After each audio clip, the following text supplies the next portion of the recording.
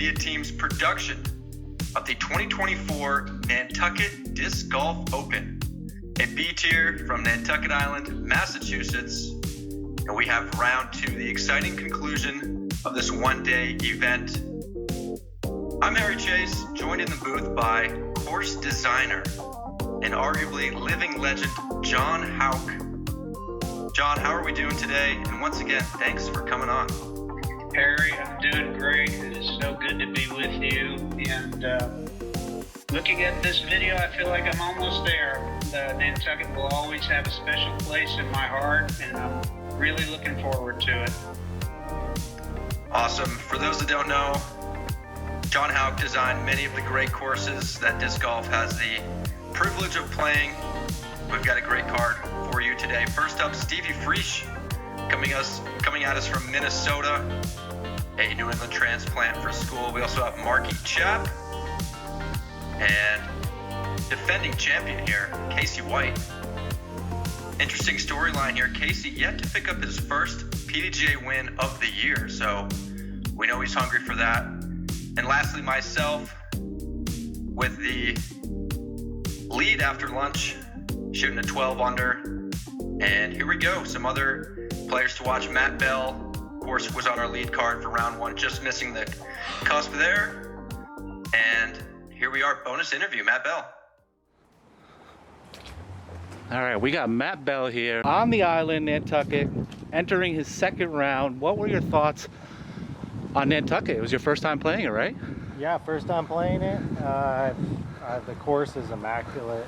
It's beautiful for the woods. It's pretty much ideal. It's what you want, you know. Can you tell it was a John Houck course? Yeah, definitely. You could tell it's a John Houck hole. You know, he had the signature Turkey Gulch, Turkey Alley in the middle there, and a lot of nice turns on the par 4s. Definitely I love all of the John Houck courses I've played. I think this one, if it was on the mainland, it would be one of the top courses, no matter where it was. You know, so unfortunately it's out here on the island, but if you get a chance, you got to come play the tournament, for sure. And there you go. A couple strokes off the lead right now. Is there anything that you're looking to do for round 2? Instead of being a couple back, I'm 4 back now. Yeah. But I think I got this in the game plan to, you know, get a bunch of birdies and get back in the tournament a little bit. All right. Well, we're also going to be doing the infamous Raz round. Hopefully you can get into that. Have you heard anything about that? Are you looking forward to that? I haven't heard much about it. I've heard it mentioned twice now, and I believe it's the top 4 that get in, so I like my chances there. I'm hoping to be 1 or 2 after today's end, so we'll see. All right, man. Well, best of luck, and thanks for the interview. All right, so pretty good testimony there from Matt Bell. Back to our lead card action. We have myself kicking us off on hole 1. And that looks pretty nice. That was a nice little unexpected Matt Bell bonus. I'm actually a pretty big fan. He's been around a long time, and nice to see him on top of the results several times this year. It looks like we have Casey as well following my line. The nice fairway driver turnover shot. This par 4 does dogleg to the right. And a little replay here. To tell you the truth, Harry, I'm also a big Caseywhite fan. So good to see him leading the Champions Cup this year after 2 rounds. I know he's due to break through, and it's great to see how far he's come. We have our third player going with this turnover here, Marky Chapalonis. Did tour for a little bit, but has become a mainstay in the New England community. And our first GMT look at Stevie Frisch. Throwing the same line, a bit too much cut on this. Ooh. And gonna roll into the Nantucket rough. The famous Nantucket rough.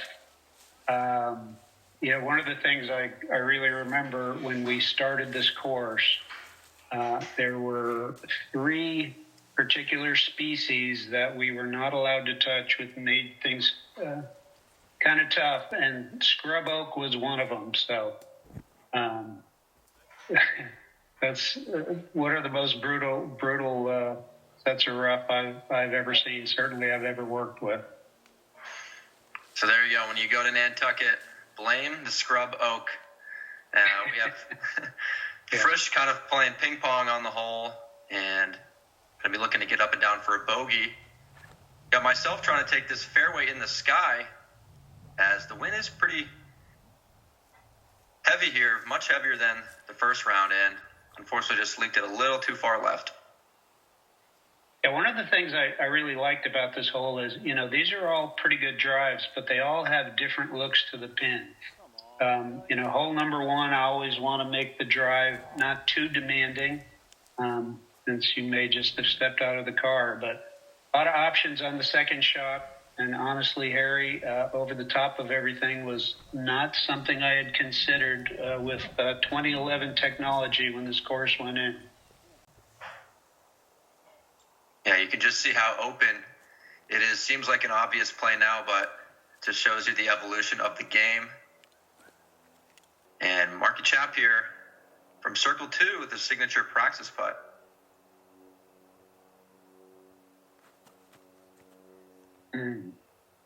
Yeah, we'll see throughout the round, and you may have mentioned it in the past, there's a lot of holes that have lost trees over the years. Hole 1 doesn't seem to have changed too much, but we have talked, Todd and I, about putting some new trees out there one of these days and bringing back some of the challenge. Absolutely. And yeah, speaking of Todd, for those that don't know, Todd Rainwater, the man on Nantucket that makes everything go. So I'm sure John has a few more words on that, but big shout out to Todd Rainwater for really reviving this Nantucket tournament and making it the place to be in October once again. Yeah, I never want to miss an opportunity to thank Todd for making this happen. He is the whole reason the course is here. We have talked about writing a book someday about all the challenges. Nantucket is not an easy place to do this. To do this kind of thing, and looked like a sudden gust of wind there. I think right at the release. Is that right? Yeah, definitely one of those things I wish you just kept talking over. But yeah, honestly, I think now that the season's over, I can say I'm pretty sure that was my shortest miss of the year. And yeah, I think I just didn't want to have that dead center spit out, so I figured I could just kind of loft it right in there and ended up leaving it short. So pretty big error there, and we are tied at the top.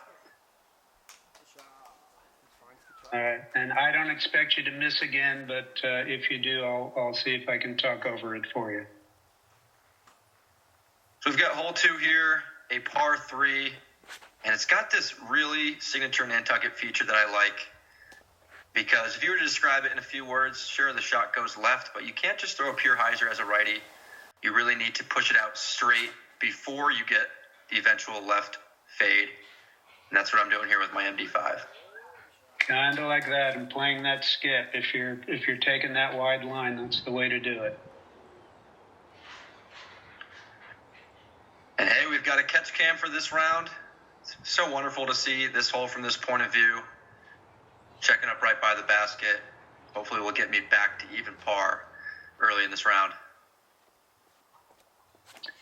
Yeah, and Harry, if we could go back to Todd just for a minute. A lot of obstacles to getting a course in here, working with the state, working with the local authorities. I don't think I've ever seen anyone as determined as he was.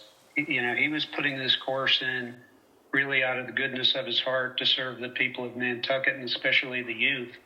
And there were plenty of opportunities when he could have just said enough is enough, but he never did. He saw it all the way through, and he's a good friend to Dee and me, and just so happy that we got to work with him and make this beautiful course. That's awesome to hear. As we have Chapalonis and White both cashing in on their birdie putts. Another short putt for myself to bring the card to 3 birdies.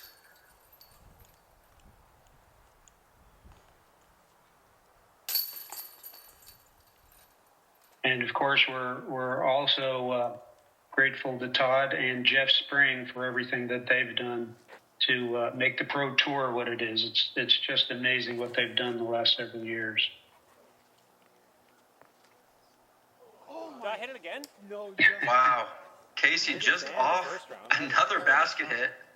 Did hit metal from this hole on round 1 and actually takes a different line. This time goes inside of that one defining tree.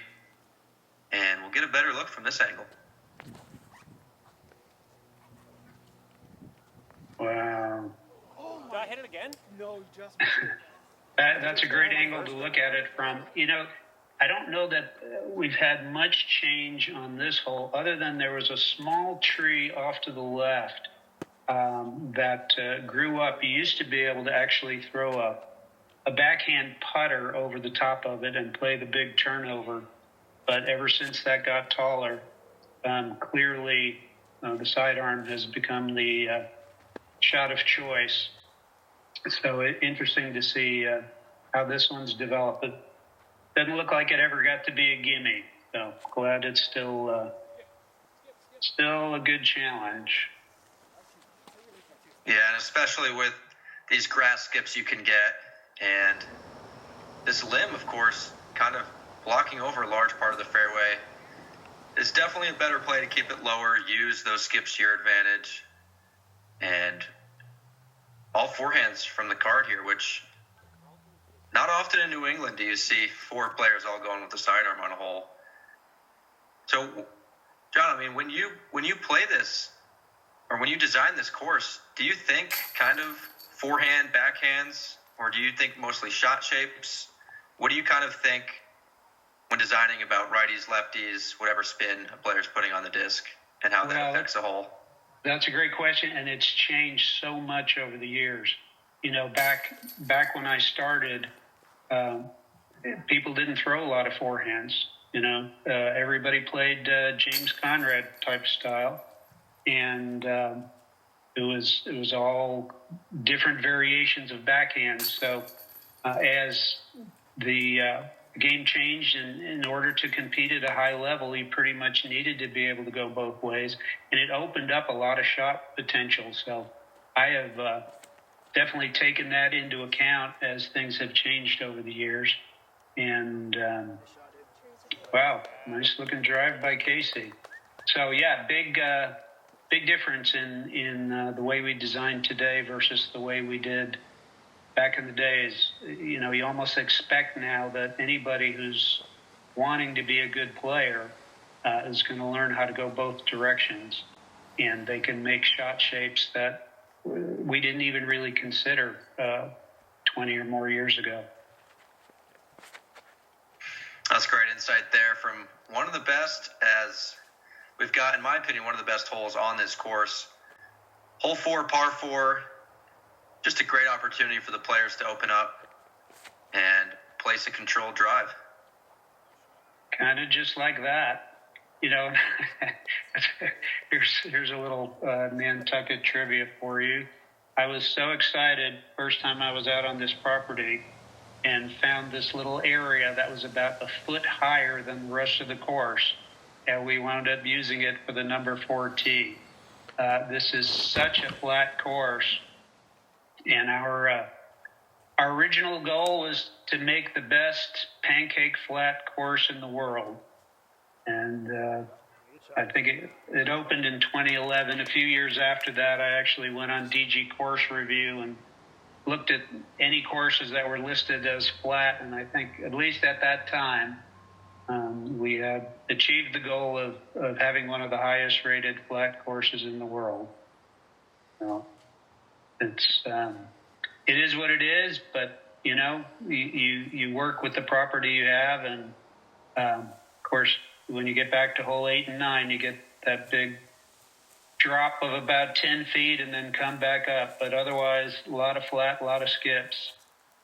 And part of the reason you can do all these skips is because Todd was so meticulous and made sure every little stump got removed. And I don't know that I've ever seen a course that is completely or at least virtually stumpless the way this one is. It's one of the things that really makes Nantucket special. Yeah, it's a joy to play on, and looks great on camera as well. As Marky, as I mentioned, with that signature practice putt, thought he had that one to drop. No dice. He'll have to concede the par.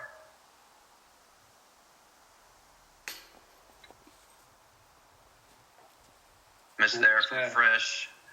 Cage seeing a little too much action today. Yeah, so this course, of course, 12 under the hot round in round one, and 9 under needing to get to the lead card.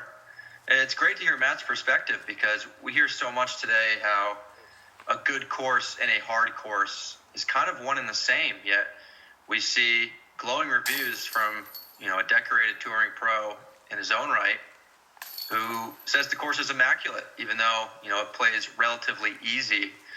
Curious about your thoughts about, the whole hard and easy versus a good course, and where that kind of fits in. Wow, you are full of great questions today. I think they hopefully go hand in hand. I think it's important on this course to know these guys are playing blue tees. And, PDGA definition for blue tees is players who average around 950. So it's pretty much, 925 to 975. So this layout really wasn't made for players who are 1,000 rated and above. I think, if you don't have a huge arm, it's tight enough that it keeps you honest. But boy, I remember the years when Paul and Simon were out there, and back in the day when Simon was still throwing Simon lines, and a lot of these holes were kind of tweeners for them. It didn't take 2 legitimate shots to get to a par 4. It was almost like a shot and a half. And one year I walked up to hole 16. There was a little bit of a backup, and Simon and Paul were both there. And I said, I got to tell you guys, it's really hard for me to watch you playing some of these par 4s when they're really not the right distance for guys of your caliber. Paul said, you know what? I think this course is perfect for the FPO, which I think he was about right on that. 950 for FPO, certainly these days, is a good place to be. And then Simon thought about it for a second. He said, I don't know, I kind of like it.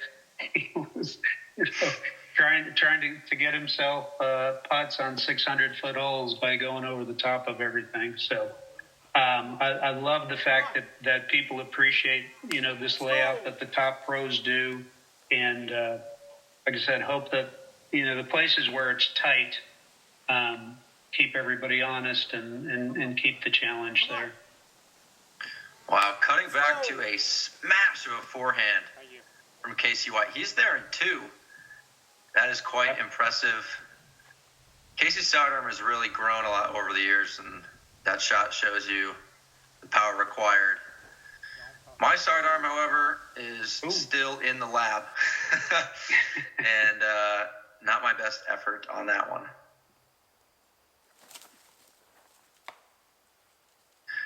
But it was great to hear, John, your perspective on that.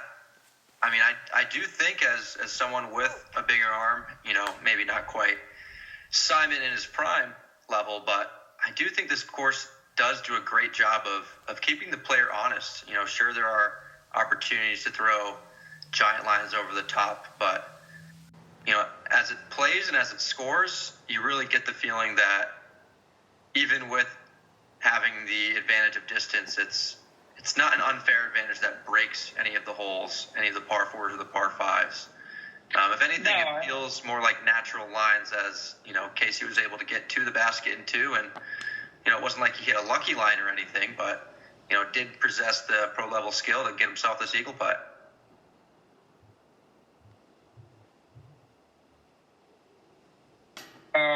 Which he almost made. Yeah, I appreciate that. If you look at a hole like hole 4, where someone like you can throw a big drive and wind up within 200 or even 150 feet of the basket, and somebody at your level should be able to get up and down every time from there. That's where I really get a little more uncomfortable. But when it comes to the par 5s, I always make a very conscious effort to make sure that the eagle route is there and the eagle possibility is there without making the birdie route too easy. So I'm glad you feel that way, and too bad Casey couldn't cash in there. But here's another par 5 where it takes a really good drive to put yourself in position for an eagle. But it is possible. Yeah, we saw the scoring separation on hole 5 for sure, with Casey carded the only birdie on the card with a circle 1 miss, which is interesting. Yeah, no kidding. Wow. And little tree kick there. This hole in that area in particular, up by the landing area, we have lost a pretty good number of trees. It looks like there are more trees that are not going to be with us much longer, but that's just one of the things that happens in some places over time. I will say, with the number of trees that this course has lost, most of the holes still play just about as well as they did. We're not losing the key trees that really define the fairway and force the shots that I was hoping people would have to throw. But there are obviously still enough trees out there for people to find one every once in a while, and that's really how it's supposed to happen. You don't want the line so open that people don't have to account for it. So we have an interesting development here. If you look closely, you can see my white disc, which is hanging over the fairway on a limb. We had the whole card, the whole gallery come out looking for my disc. And after a 3-minute timer, the disc was found at the buzzer. Unfortunately, we deemed that the disc was lost, and here I am re-teeing with the same disc. So an interesting quirk in the rules to find the disc and be able to take it back and throw and re-tee with that. So pretty frustrating there, considering that kick was pretty soft. It didn't even kick into the woods. I would have been over the fairway, but unfortunately going to have to move on, throwing 4 from there. Well, and maybe we can get Statmando to tell us how many times in disc golf history somebody has re-teed with a lost disc. Probably doesn't happen very often. Yeah, that was a tough pill to swallow here, as we have Frisch after a smash of a drive, looking to potentially get up there, and makes contact with one of the trees, but not too bad of a position to be in 2. And as I am throwing 4 and quickly losing ground on Caseywhite, here I am trying to take this hyzer route to potentially get to the basket and cannot make it happen. That's tough. Yeah, this hole is a lot can happen here. One of the things I like, again on this hole, if you're in that 250 plus range, there are definitely a number of different lines that will offer themselves up, and we don't want any of the holes to get boring. You're going to have some of the par 3s and even some of the par 4s where you're going to throw more or less the same shot every time off the tee. And one of the reasons for that is this was just a course where we really weren't allowed to remove living trees. That was part of the deal with the state of Massachusetts. So but wherever we could, I tried to, put the landing areas in places where you'd at least have different ways to get to the pin, and so that the rounds don't get repetitive. And Casey off to a hot start here. After starting the round trailing me by 1, he has now opened up 6 shots quickly on me through just 6 holes. We have Chapalonis second on the card at 11. And here we are to shortest hole in the course, hole 7. What can you tell me about this one, John? Well, I think it's important at least once or twice during the round for people to prove that they can throw a shot that's dead straight. That's become a lot harder than it used to be with the changes in disc technology. But of course, this one's so short that you can do it with a putter and kind of do it just about like that. So this is in my mind, one of those old school holes where it's really deuce or die. I mean, you miss this and you're probably giving up a stroke on the field, and that's a little type of pressure than what you would feel on most other parts of the course here. Casey's not losing a stroke on the field there with a great putt to continue his hot round. And yeah, like you mentioned, this hole did average out as the easiest for round 2, coming in at 2.48, as Stevie helps the cause with that putt. And that average was actually helped out by an ace, David Fleck. Oh, no kidding. The 1. And pretty early in his round as well. So we'll see what that was able to do for a jump start. Well, there you go. So it has the opportunity to pick up a stroke on the field there. And I know right now as everybody walks to hole 8, they're holding their breath because we have this huge downhill shot that probably drops about 10 feet. The only elevation change on this entire property. No problem for Casey's sidearm there. And he pretty much just does it just like round 1. And, I mean, this is kind of crazy right now. We're seeing Caseywhite on a scorching pace, as he will now tapping in for 7 down through 8. No, and, not in a position to want to play favorites here, but I've always rooted for Casey. He played his first Nantucket Open in 2018, a year after he finished third in juniors at the World Championships. So that was the first time that we met, and I've watched him go from a teenager to one of the top pros, and also one of the top pros that I most enjoyed talking course design with. He's got a good sensibility for that. He and Simon both. So always happy to see him do well, and always happy to see Harry drain those putts. Yeah, there we go. There's 2 birdies in a row for myself after a tough break on hole 6. Obviously not picking up too many strokes on these holes, but still doing the job. And yeah, I mean, to Casey's credit, it is not only a good feel and knowledge for course design, but there's also the passion there as well. And you can tell there's really purpose, intent, and just a general care when it comes to him designing a course. He really does feel strongly about everything he does, including course design. Yeah, and I really appreciate that about him. By the way, here, speaking of holes that have lost a number of trees, that gap that everybody's taking there, much bigger than it used to be. But again, part of the natural process, especially here in a place where you get winter storms and big wind storms. Yeah, so much more open. In fact, this now comes in as the second easiest hole out of 2.5. So even at 282, getting pretty easy. Yeah, wish we could maybe someday put some more trees out there.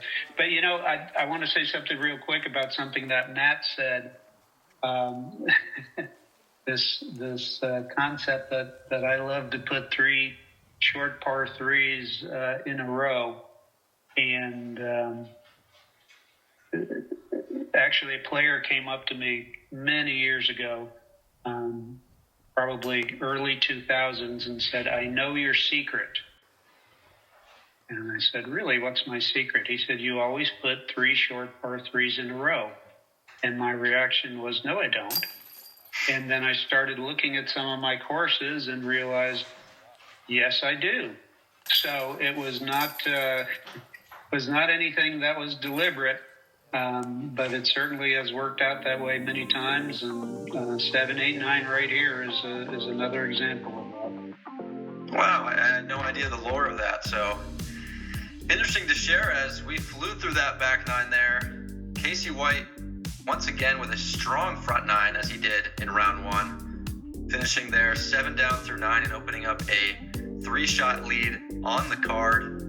And we have probably a more, a different type of shot shape, different type of course coming for the back 9.